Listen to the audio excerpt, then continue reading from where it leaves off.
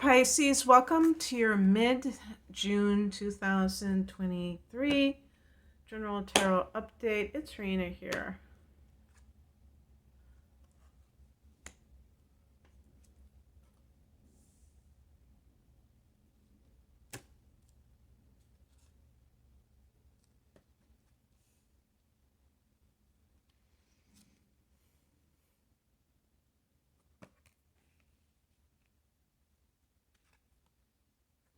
Oh my goodness.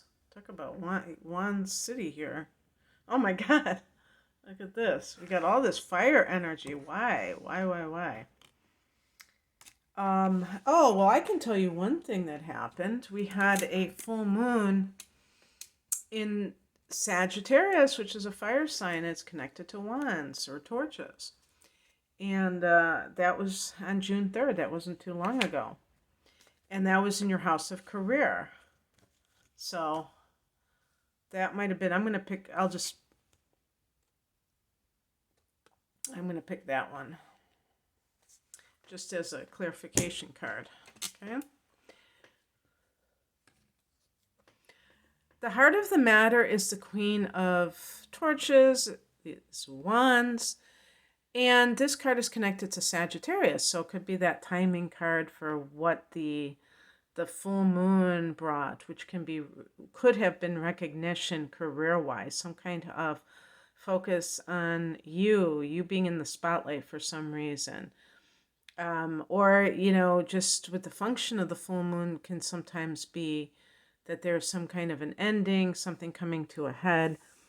We have in the past position the King of Wands, and one of the things I could think of is the Pisces individual who is stepping into their own power. Wands, I mentioned that you have a number of Wands cards, and that's fairly significant because I only picked 7 cards total. And I have 1, 2, 3, 4 that were wands. So the wands represent fire energy, and fire energy represents freedom and individuality. So when that's an emphasis in terms of career matters, it means that the person is really gravitating towards something that relates to their own creative self-expression. Creativity is another one too. And Pisces as a water sign is already creative. So you might have been someone who, like I could even think of somebody that was in a government job, an office job. And the whole time you were like, oh God, I'm so talented creatively. What am I doing here? And you were biding your time, and maybe I could see too, like with that full moon, it might be someone who says, hey, I can get a pension now, so I'm going to retire, I'm going to quit. And they're going to pursue their creative passion instead. Because they have the financial aspect nailed down, they don't have to do that. As a matter of fact, the higher message is the 8 of Pentacles, and you can see they kind of have this row, if you will, but it's like a column of pentacles that are kind of going upwards. And I think that is supposed to symbolize, rising in one's career. This card is specifically about, gaining skills and also applying them, doing a really good job. And so as a higher message, if you feel this sense of wanting to do something that is career related, but creative, and you don't have that in your current occupation, rather than just, sitting there and being resentful because you still are not financially independent, you could be doing the best job that you can muster, and at the same time starting that other thing That's your passion project on the side, so that you're not just sitting there waiting for this external event or waiting for permission to go after what you want. Because sometimes people do that because they feel as if that's what they have to do. And it's not the case at all that people have to do that. They're choosing to do that because they don't see that there is more to life than just mailing it in when you don't feel like it. That there's something to be said for giving your best. I saw somewhere, and it was like a self-help thing. It might have even been kind of like a spiritual self-help, but they said never give your best. It might have even been Dr. Dyer, which is kind of funny. I don't know exactly why he would say that. I mean, obviously perfectionism isn't a good idea either. If somebody feels like, oh my God, I always have to be perfect. But I think it was somebody I think it was in one of his books, like Your Erroneous Zones or something. And, but anyway, I think that it is a sign of character. And it also, what it does is it allows you to, be able to have peace of mind wherever you're going. Because when you are productive and you are really like trying to serve people as best you can, you're going to feel so much better about yourself than if you slack off because you're not feeling inspired where you are at the moment. And the card that crosses you is represented by the Six of Pentacles.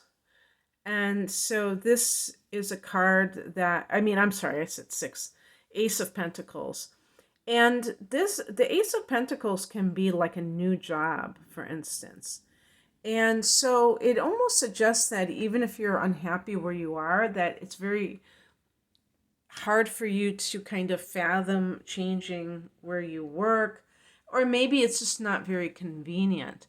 I'm getting, though, this vibe that this isn't just about changing jobs, that this is about changing the type of work that you're doing, but to something that is more what you want versus what you think you should do. And so the Ace of Pentacles can be getting started, may be very difficult. You may feel this sense of like, okay, where do I start with all the things that I have planned? And nobody can tell you that.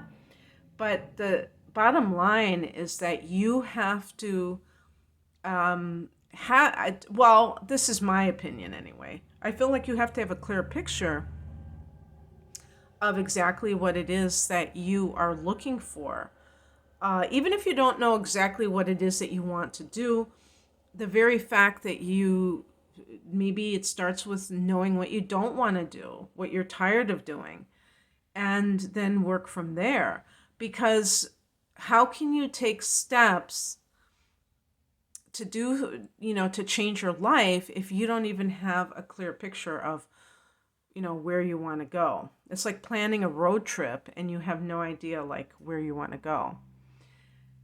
So, and I think this is fairly common for Pisces. The symbol of Pisces is are two fish swimming in opposite directions, and that's kind of like how Pisces can operate sometime. And part of that is that you're a mutable water sign, so you're able to change, you're able to be flexible, and yet that water is the emotion, so the emotions can shift, seemingly on a dime, and that can give you this reputation of being rather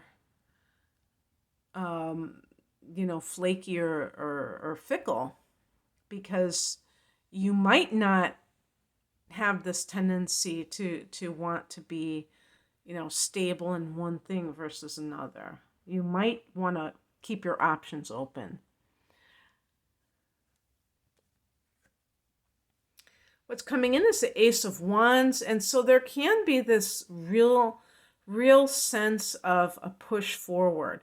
Now, I can't tell you, I mean, it could be when I do the tarot, it's maybe it's because my sun is in Sagittarius. I can't really condense it to, a 2 week period, which is supposed to cover until the middle of the month, actually less than a 2 week period. But the thing is, it's like it almost seems very grandiose, but I'm thinking like in terms of timing, for instance, maybe like around the time of the Sagittarius new moon, which is in December, which is like 6 months from now. That might be the time, because that's going to be when you're going to have a new moon in your 10th house of career. And it's in a fire sign, so that's why I'm going with that.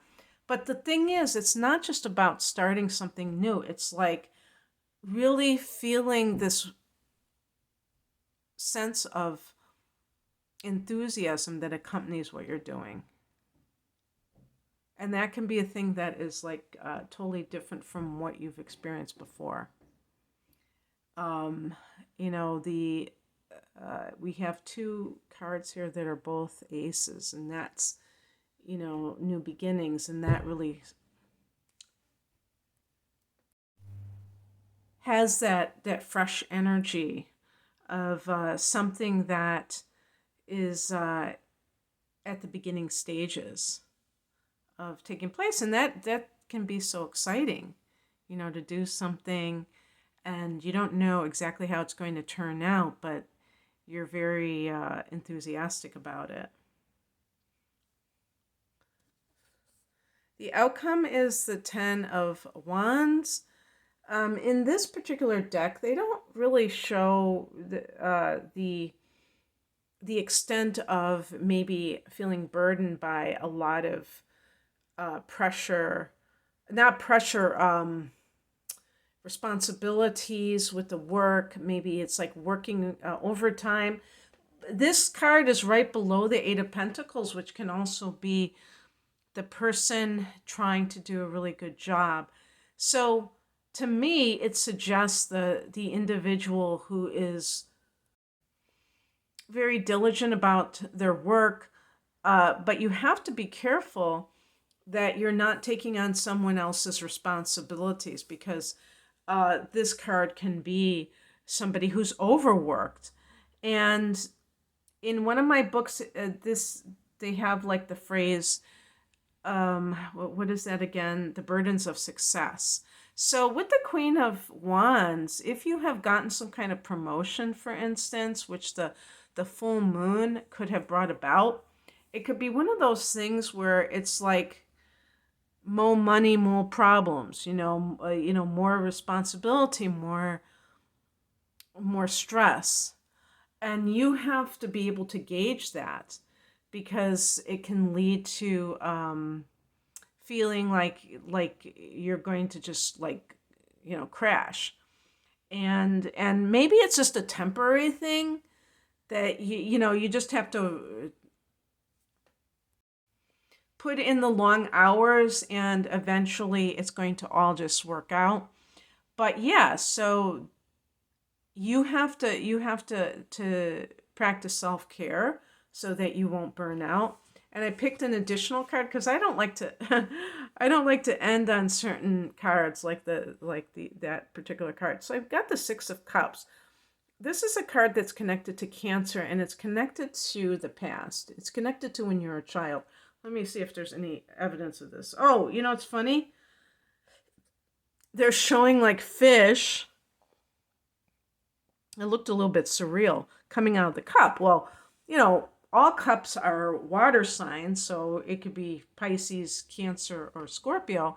But I've never heard of the Six of Cups being connected to Pisces. So it suggests to me that, well, maybe whoever did this deck, that's how they have always associated it. I know that there are some deviations, there's nobody agrees on everything. So it might be to some people that it's actually Pisces. But the bottom line is that this is, to me, this is perfectly makes sense that it would be Cancer, because it's all about childhood, the past, children in general, and maybe your children. But in this particular case, because I'm really focusing on career matters, I mean, that's the way that it plays out for me.